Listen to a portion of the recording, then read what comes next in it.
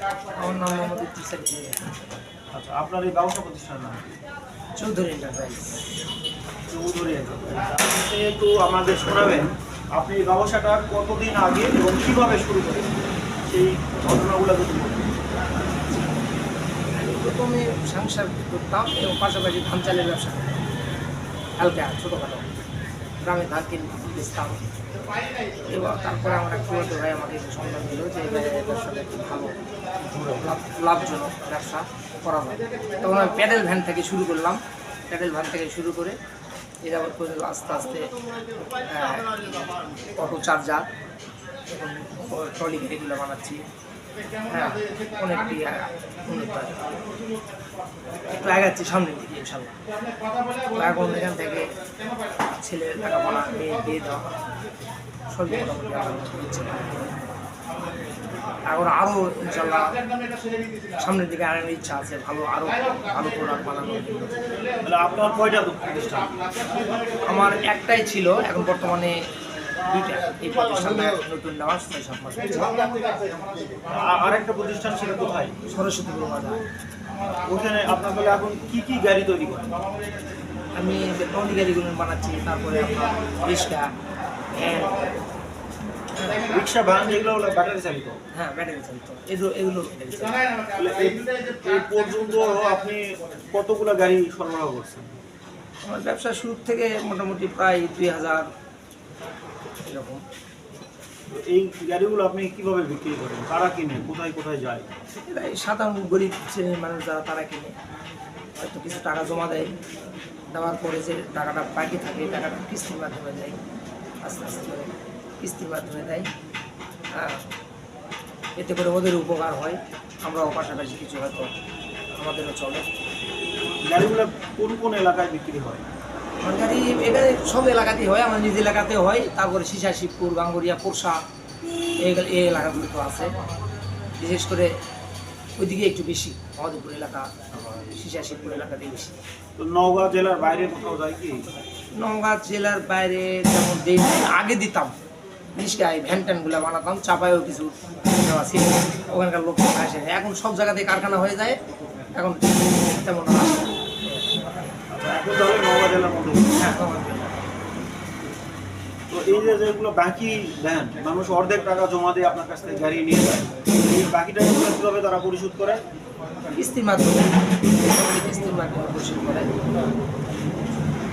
প্রতি মাসে মাসে মাসে কিস্তি দেয়। আবার কেউ একবারে হয়তো 2 মাস বা 3 মাস পরে একবারে ক্যাশ টাকা দেয়। আপনার এই কারখানায় এখন কতজন মানুষের কর্মসংস্থান? আর কর্মসংস্থান বলতে আমাদের মিস্ত্রি আছে বর্তমানে 5 জন। ছেলে পাশাপাশি হেল্প করে, রাস্তা আছে। তাছাড়া কোনো যেগুলো দেওয়া হয়, গাড়ি দেওয়া হয়, তাদের তো একটু উপকার হয়ে যায়। এই ব্যবসা করে আপনি কি কি সম্পদ করেছেন? এই ব্যবসা থেকে সম্পদ জমা জমি একটু বন্দুক সন্দুক নেওয়া আছে, আবার একটা বাসা করেছি, ছোটোখাটো একটা বাসা করেছি, বাসার পিছিয়ে একটু জমি কিনছি। আর এরকমভাবে বাসা কীরকম বাসা করেছেন? কতখানি জায়গার উপর? 3 শতকের উপর বাসা আছে। আর 3 শতক গত বছর কিনেছি আমার বাসার পিছনে, আমার বড় ভাই জমি কিনেছি। কোন জায়গায় সেটা? এটা শরীফপুরের মোড়ে, বেলগুড়িয়া মোড় বলে।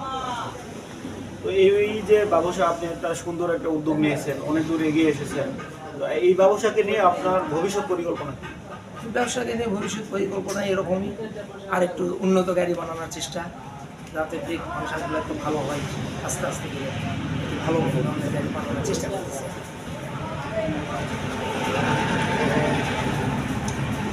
এই যে এই গাড়িতে আমরা যেটা শুনি, আমরা মানুষ বলে সাধারণত একটু এই গাড়িতে উঠতে ভয় পায়, যে গাড়ির ব্রেকগুলো ভালো না। তো সেই ক্ষেত্রে সাধারণত যে রিক্সা, ভ্যান বা অটো চার্জারগুলো রাস্তাঘাটে চলে, তো এইগুলা তুলনায় আপনার গাড়ির আলাদা কোনো বৈশিষ্ট্য আছে কি?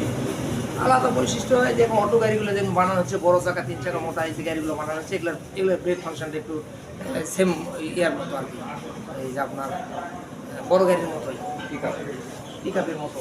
আচ্ছা আচ্ছা, এরকম ভাবে বানানো হচ্ছে। যে কোনো সময় এমার্জেন্সি ব্রেক এমার্জেন্সি ব্রেক মারলে এগুলো থামবে। এখন বর্তমানে যেগুলো কিন্তু আগে যেগুলো ছিল সেগুলোতে কোনো এমার্জেন্সি ছিল, কিন্তু হালকা, মানে আগের থেকে সতর্ক হওয়া লাগে। আর এটা এটা এমার্জেন্সি এমার্জেন্সি ব্রেক মারলে ওইরকম বাস ট্রাকের মতো চাকা ইয়া হয়ে যাবে, খুব ভালো। এই এমার্জেন্সি ব্রেক এটা কি আপনিই করছেন না আরো অনেক মানুষ আরো অনেকেই? না, অনেকেই করছে, তাতে আমি একা করি না, এটা সব বিনা প্রোডাক্ট আমরা নিয়ে আসি, সেগুলো সেটিং করি আর কি। তাতে চলতে কোনো সমস্যা হয় না? না। এমার্জেন্সি ব্রেক করলে গাড়ি উল্টে যাবে? না, কোনো রকম সমস্যা হয় না। গাড়ি উল্টে যায় ড্রাইভারের কারণে, ড্রাইভার যদি সতর্ক না হয় সেটা কারণে। তো আপনি দর্শকদের উদ্দেশ্যে কিছু বলতে চান যে এই ব্যবসা নিয়ে কেউ যদি গাড়ি নিতে চায় আপনার কাছ থেকে কীভাবে নেবে? গাড়ি নিতে চাইলে আমরা আগে বলে দিই যে এরকম টাকা পয়সা যেটা দাম হবে তার অর্ধেক টাকা আমরা নিয়ে দেবো, আর বাকি টাকাটা 6 মাসের মধ্যে পেয়ে যাবে। হ্যাঁ, এরকমভাবে না। আপনার এই উদ্যোগে কি কোনো এনজিও থেকে অর্থায়ন নিয়েছেন? হ্যাঁ, এনজিও থেকে করতে হবে, মৌসুমীর থেকে। কত টাকা নেওয়া আছে? মৌসুমীর থেকে প্রথমে কমই লাওয়া ছিল, কত নেওয়া 1 লক্ষ টাকা লাওয়া ছিল, সেখান থেকে আরো 5 লক্ষ পর্যন্ত আর পর্যায়ক্রমে 5 লক্ষ টাকা আসছে, চলতেছে। ধন্যবাদ, আপনার সঙ্গে আলাপ করে অনেক ভালো লাগলো।